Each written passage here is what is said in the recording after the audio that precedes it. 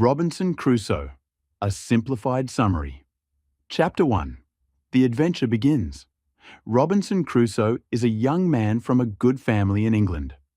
Against his parents' wishes, he dreams of going to sea and living a life of adventure. Despite his father's advice to stay at home and lead a stable life, Crusoe decides to follow his dreams and set sail on a voyage.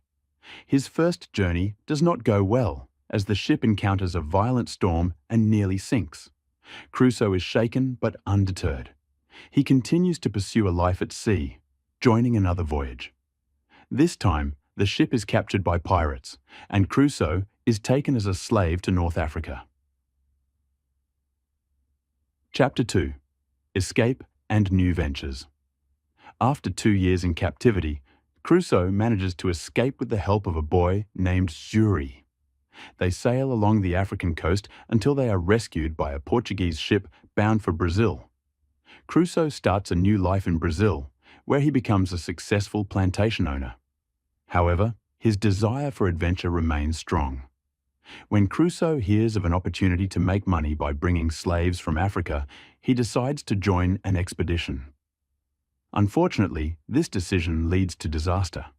The ship is caught in a terrible storm, and Crusoe is shipwrecked on a deserted island in the Caribbean.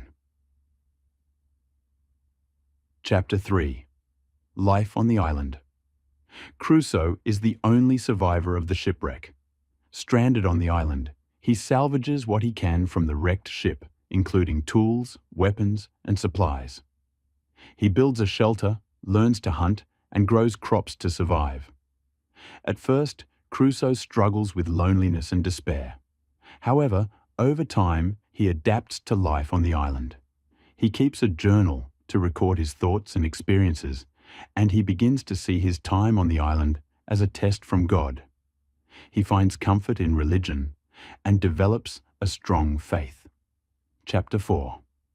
A mysterious discovery.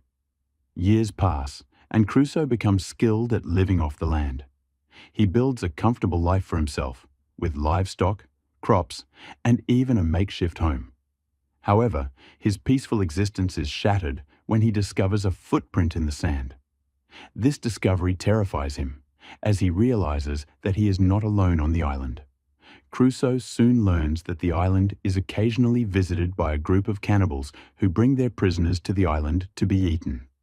Fearing for his life, Crusoe fortifies his shelter and prepares to defend himself. Chapter 5. Meeting Friday. One day, Crusoe witnesses the cannibals bringing prisoners to the island. He bravely intervenes, rescuing one of the prisoners and driving the cannibals away. The man he saves is grateful and pledges his loyalty to Crusoe. Crusoe names him Friday, after the day of the week he was rescued. Crusoe teaches Friday English and converts him to Christianity.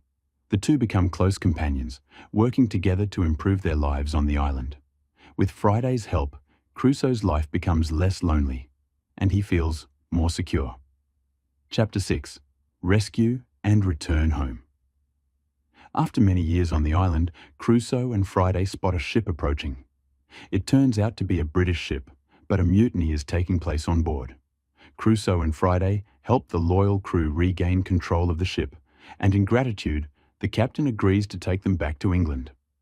Crusoe finally returns to England after 28 years on the island. He finds that his family is gone, but he still has his fortune from his plantation in Brazil. Crusoe settles down, but the adventures he had on the island remain a defining part of his life. Chapter 7. Reflections.